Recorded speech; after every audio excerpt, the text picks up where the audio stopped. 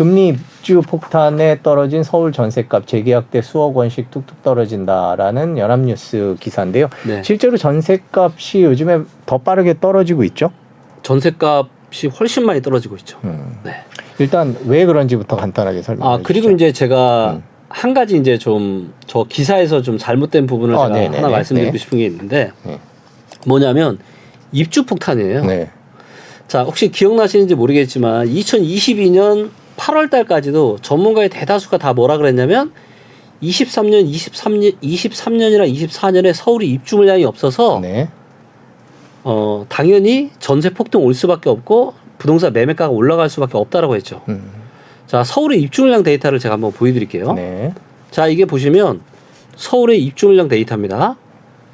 자, 요게 지금 이제 23년이고 여기 24년이에요. 오른쪽 끝에. 예, 오른쪽 두 개 끝에요. 네. 보시는 것처럼 입주 물량이 갈수록 줄어들고 지난 20년 중에서 언제가 제일 작죠? 지금이 제일 작잖아요. 그러네요. 그러니까 입주 폭탄 때문에 전세 가격이 떨어지는 게 아니다라는 거죠. 서울 강남에 입주가 생각보다 많다 이렇게 말씀하시는 전문가분들도 계시던데. 물론 이제 네. 강남 쪽에 입주 물량이 좀 많은 거는 맞아요. 강남만 놓고 보면. 강남만 놓고. 근데 서울시 전체적으로 놓고 보면 어때요? 지금 내용. 입주 물량이 정말 없다고요. 네네, 그러면 그러네요. 이것만 놓고 보면 강남은 그럼 전세가가 내려가면 그럼 어디는 올라야 돼요? 이 대다수의 상당수 물량이 강남에 집중돼 없는 지역들은 오히려 전세가가 올라야 되잖아. 왜? 새로운 아파트가 없으니까. 근데 지금의 문제는 뭐예요? 금리죠. 다 떨어진다라는 거. 그래서 입주 폭탄 때문에 지금 떨어지는 게 아니라 말씀하신 것처럼 금리 때문에 네.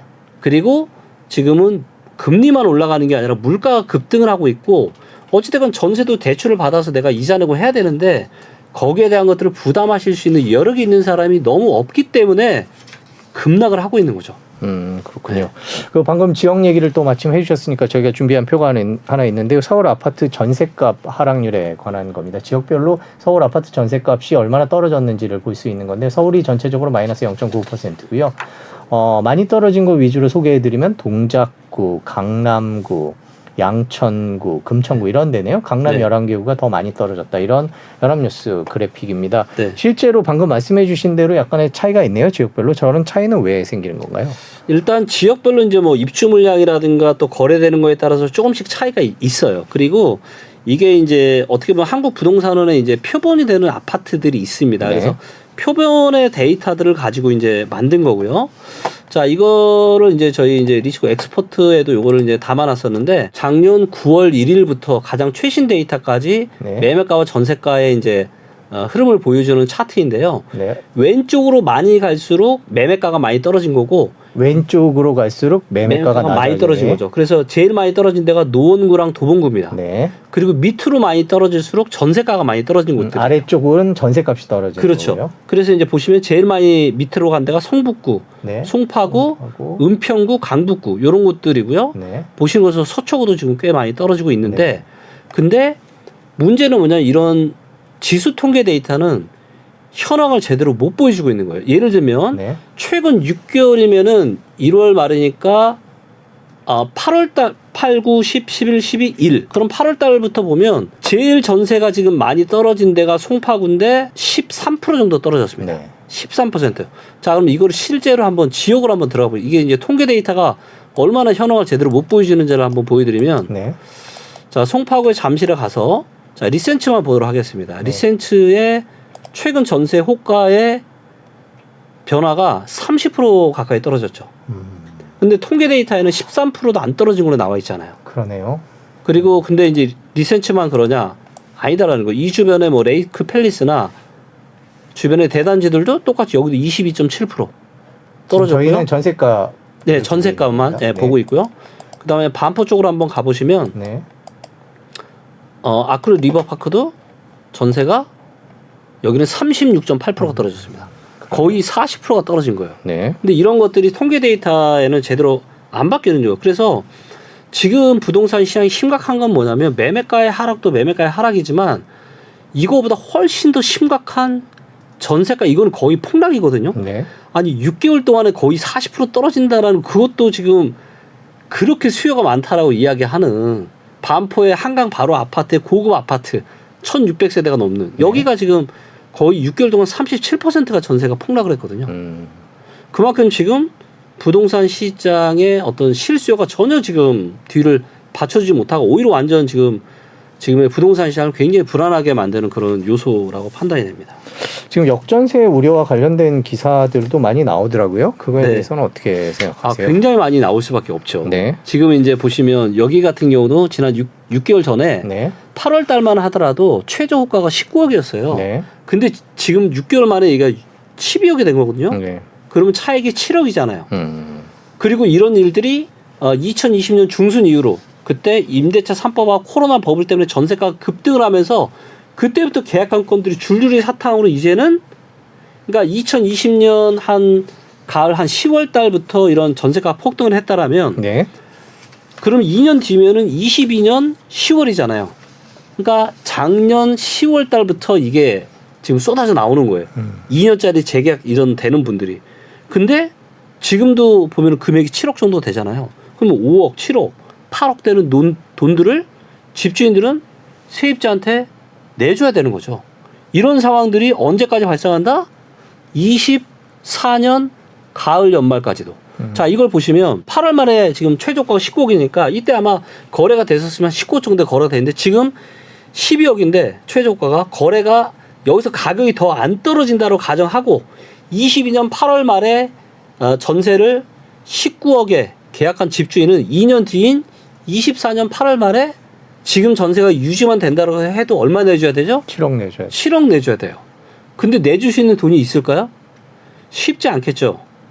그 큰 돈을 아마도 가지고 있는 부동산을 뭔가를 팔든 뭔가 뭐 좀 이런 어떻게 보면 이제 현금 여력이 좀 되시는 분들은 그냥 내겠지만 그런 분들은 많지 않을 거예요. 네. 그러면 그런 것들이 부동산 시장에 당연히 좋은 영향보다는 안 좋은 영향을 미칠 가능성이 저는 많다고 보여집니다. 그럼 정리를 해보면 이런 전세값의 하락으로 이제 네. 계약이 끝나면 네. 그 돌려줘야 될 돈들이 계속 생기는 것들이고 맞아요. 그럼 이런 전세값 하락이 결국에는 부동산 시장 하락을 더 부추길 거다 이렇게 보고 계시는 건가요? 그럴 수 있고 그다음에 부동산 시장이 상승하려면 좀 여력이 있어야 되는데 들어올 수 있는 어떻게 보면 그런 여력들을 이 역전세들이 다 까먹고 있는 거죠. 네, 원래대로면 그런 일이 없었으면 뭔가 시장이 좀 편안하고 다시 돈을 끌어다가 다시 추가적인 부동산을 매수할 수 있는 여력도 생기는 건데 지금 여력이 생기는 건 완전 반대 현상. 그나마 있던 여력도 이 역전세 때문에 계속 그 여력들이 없어지는 거죠. 그 전문가분들은 일부 전문가분들은 이제 전세 가격이 매매가 하락할 때 이 범퍼 역할을 해주는데 이 전세값이 계속 떨어지면 매매값도 계속 끌어내리는 효과가 맞아요. 있을 거다 이렇게 보시거든요. 거기에 네, 대해서 어떻게 저도 생각하세요? 그렇게 보고 있습니다. 네. 그러니까 부동산 시장에서 정말로 제가 중요하게 보는 시장이 전세 시장이에요. 왜냐하면 전세는 실수요밖에 없거든요. 네. 그래서 뭐 수요, 공급, 사람들의 심리 모든 게 다 결합이 돼서 그 부동산 시장을 보여주는 가장 정확한 지표가 저는 전세라고 봐요. 근데 전세가 완전 지금 폭락을 하고 있다는 거죠. 그만큼 지금 현재의 부동산 시장은 굉장히 심각한 상황이다. 그리고 이로 인해서 자 지금 매매가가 그러니까 여기에서 고점에서 매매가 이 정도밖에 안 떨어졌으면 전세가는 이만큼 더 떨어졌어요. 자 그러면 전세가율은 어떻게 될까요? 매매와 전세의 갭이라고 할 수 있는 전세가율은 더 떨어졌을 겁니다. 그렇죠? 자 그렇기 때문에 당연히 예를 들어서 우리가 투자를 하면 우리가 보통 갭 투자 전세를 낀 이런 투자들도 굉장히 많이 하는데 거기에 들어가는 돈이 어떻게 될까요? 훨씬 더 많이 들어가겠죠. 그리고 전세가율이 이렇게 낮았던 시기는 부동산 시장이 좋을 수가 없어요. 왜냐하면 투자자들이 들어올 수 있는 시장이 아니기 때문에. 그래서 이렇게 전세가 시장의 약세가 지속이 되는 한 매매가도 약세가 지속이 될 가능성이 아주 높다라고 보여집니다. 저희가 그 금리가 많이 올라갈 때 금리 때문에 이제 전세에서 월세로 많이 옮겨갔다 그러는 얘기를 하면서 이제 전세값이 그래서 또 많이 떨어졌다는 얘기도 하는데 네. 지금 월세 시장은 어떻습니까 그러면? 월세 시장도 최근에는 약세를 보이고 있는 것들이 많아요. 네. 뭐 13억 2천에 20만 원, 뭐 1억에 550만 원, 13억 5천에 100만 원. 종류가 많죠. 너무 달라요. 반전세도 있고. 그렇죠. 그래서 이거를 저희가 어떻게 만들었냐면 전월세 환산율을 계산을 해서 하나의 시세를 뽑아냈습니다. 그래서 여기 보시면 환산된 월세를 저희가 다 계산을 했습니다. 그래서 보증금 없이 월세 100%로 전환하였을 때 가격을 표시를 하였고요. 자, 이거를 보니까 어때요? 지금 월세도 계속 내려가고 있죠. 월세도 지금 계속 내려가고 있습니다. 그래서 월세가 지금 환산된 월세 기준으로 2월 11일 날짜 현재 432만 원까지 지금 떨어져 있습니다. 네. 저희가 너무 이 강남 쪽만 갖고 얘기하는 게 아닌가 싶기도 한데 아까 그 가장 많이 떨어졌다는 지역인 노원 쪽을 가서 한번 노원 쪽으로 한번 가볼까요? 가보도록 네. 하죠. 1000세대 이상의 30년 미만 아파트를 한번 보도록 하겠습니다. 자, 여기 보시면 이제 동화 청솔이라고 하는 창동에 있는 거의 2000세대 정도 되는 아파트가 있습니다. 네. 여기 이제 매매가를 한번 보도록 하겠고요. 매매가는 최근 6개월 동안은 별로 안 떨어졌습니다. 네. 한 2% 정도 떨어졌고요. 1년 동안은 좀 많이 떨어졌네요. 네. 1년 동안은 미리 떨어진 16.2%. 아파트군요. 네네. 그래서 최근 6개월 동안은 별로 안 떨어진 걸로 보여지고 있고요. 전세 같은 경우는 최근 6개월 동안에만 지금 30%가 떨어졌습니다. 네. 그러니까 매매가는 상대적으로 최근 6개월은 선방을 한 반면 이제 전세가가 30%나 이렇게 급락을 하였고요. 월세도 보시면 월세도 최근 6개월 동안 한 11.4% 정도 네. 하락을 했습니다. 그러니까 전세값이 가장 많이 떨어졌고 월세 매매 가격 다 이렇게 떨어지고 있는 상황인데 네. 그럼 이제 뭐 저기 대표님 생각 네. 의견이 이제 전세값이 매매가에 많은 영향을 미친다라고 본다면 저희가 네. 그 매매가를 추정할 수 있는 여러 데이터 중에 하나를 전세가라고 본다면 전세값은 앞으로 얼마나 더 어느 정도 폭으로 떨어질 거다 이렇게 예상을 하고 계십니다. 이 부분은 그러니까 저는 개인적으로 어떤 생각이 드냐면 전세 가격이 너무 과도하게 떨어졌어요. 이 수요가 이제 굉장히 많은 또 대단지 지역 중에 하나가 이제 잠실이라서 이제 제가 네네. 잠실을 예로 많이 드는데 네. 예를 들면 이제 엘스로 한번 가보겠습니다. 자, 엘스의 전세가 최저 호가가 지금 8억이에요. 8억. 네. 자, 그러면 이 8억이라는 전세가가 몇 년도 시세인지를 한번 이 전체 데이터를 통해서 한번 보겠습니다. 네. 2017년 가격입니다. 2017년에도 7억 9천 8억 12월 달은 8억이 넘었잖아요. 네. 그러니까 2017년 가격까지 떨어진 거예요. 지금 전세가가. 전세 기준. 전세가가. 그다음에 다시 반포로 가서 좀 오래된 아파트가 이제 반포 자이죠. 네. 반포 자이도 보시면 전세가 지금 12억까지 떨어졌는데요. 자, 이 12억이라는 수치는 여기도 마찬가지로 2017년 가격입니다. 네. 그러니까 지금 전세가는 2017년 가격까지 떨어졌는데 매매가는 지금 2019년 말이나 거기까지 아직 2020년 안 초까지밖에 안 네. 떨어졌거든요. 그래서 지금 전세가가 너무 과도하게 떨어졌다. 제가 생각하는 적정 가격이 한 17년, 18년 정도 되거든요. 근데 여기까지 이미 전세를 다 떨어져 버린 거예요. 근데 왜 이렇게 전세가 심하게 떨어졌냐라는 우리가 과연 금리 때문일까? 물론 금리도 있지만 저는 또 어떤 생각이 드냐면 지금의 금리 급등을 불러온 그 근본적인 이유가 물가 상승이잖아요. 그리고 이 물가 상승이 사람들의 호주머니 사정을 더더욱 안 좋게 하고 있죠. 사실 어떻게 보면 안 오르는 게 없잖아. 1월 달에도 지금 뭐 전기료, 가스료가 몇십 프로가 오른다라는 게 이게 이런 일이 과연 대한민국에 있었냐라는 거죠. 뭐 교통비, 아이스크림, 과자 뭐 안 오르는 게 없거든요.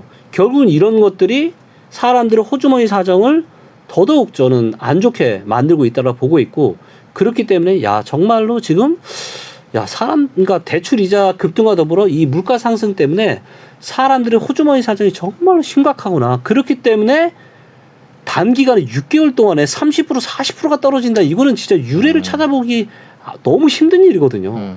네. 그 전세값이 그 정도로 빠르게 빠졌으면 이제 매매가도 곧 그렇게 따라서 빠진다는 게 대표님 의견이라고. 아마도 그렇게 될 확률이 저는 높지 않을까. 다만 만약에 이제 많은 분들이 예상하는 것처럼 금리 인상이 멈추고 오히려 연말쯤에는 금리가 내려가고 만약에 이런 일들이 펼쳐진다라면은 다른 시나리오가 펼쳐질 수 있겠지만 지금의 물가 급등이나 우리가 실생활에서 피부로 느끼는 이런 물가만 해도 앞으로 더 오를 거잖아요. 전기료도 더 올라가지, 가스료도 더 올라가지. 굉장히 많은 어떤 실생활 물가가 앞으로는 더 올라갈 가능성이 많기 때문에 지금의 어떤 이런 금리 인상의 추이가 쉽사리 저는 꺾이기는 확률적으로 매우 낮다라고 보고 있고 그렇다면 올해나 내년 한 상반기 정도까지는 매매가가 추가적인 하락이 좀 있지 않겠나 그렇게 지금 판단하고 있습니다. 그 리치고에서 만든 그 캔들 차트로 우리가 매매가를 정리를 해보도록 하겠습니다. 자, 그래서 이제 보시면 서울이 이제 평당 거의 이제 3,700 정도가 고점이었습니다. 네. 근데 지금 1월달 데이터 기준으로 고가가 3,000이에요. 네. 저가는 2,700이고, 그러니까 3,000 밑으로 드디어 떨어진 겁니다. 그래서 3,700에서 3,000까지 떨어진 건 한 20% 넘게 지금 떨어진 거죠. 그래서 실거래가를 봐도 굉장히 지금 많이 떨어졌고요. 경기도도 이제 거의 한 1,700 정도, 21년 9월 달에 1,700까지 고점을 찍었다가 지금 한 1,400 정도까지. 그래서 한 300만 원 정도 지금 떨어진 거죠. 예, 그래서 한 20% 조금 미만, 예, 이렇게 떨어졌고요. 인천도 보시면 한 1,400 정도까지 고점을 찍었다가, 네. 1,400까지 고점 찍었다가 지금 한 1,200 정도까지 지금 하락을 한 이런 모습을 좀 보이고 있습니다.